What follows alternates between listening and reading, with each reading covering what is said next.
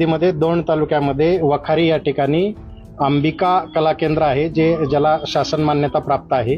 त्या ठिकाणी दिनांक 21 तारखेला रात्री 10:30 ते 11:30च्या सुमारास हवेत फायर केल्याची एक घटना घडलेली होती. या अनुषंगाने दिनांक 21 आणि 22 तारखेला 2 तारखेला वेगवेगळ्या माध्यमातून या बातम्या बाहेर येत होत्या.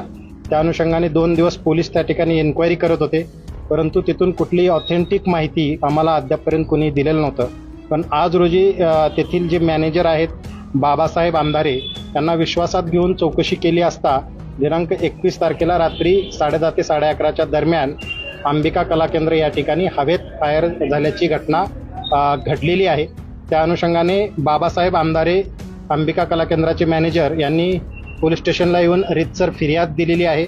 त्यामध्ये बाबासाहेब मांडेकर, गणपत जगताप आणि चंद्रकांत मारणे व त्यांच्यासोबत एक अनोळखी इसम असे हे त्या कला केंद्रामध्ये संध्याकाळी 7:30 वाजता गेलेले होते आणि रात्री 11:30च्या सुमारास त्यांनी त्या ठिकाणी हवेत फायर केलेला आहे. सदर घटनेच्या अनुषंगाने यामध्ये कोणीही जखमी नाही किंवा कुणावरही फायर केलेला नाही आहे. पुढील तपास पोलीस करत आहेत. थँक्यू. पढ़ते रहिए fight against criminal daily newspaper.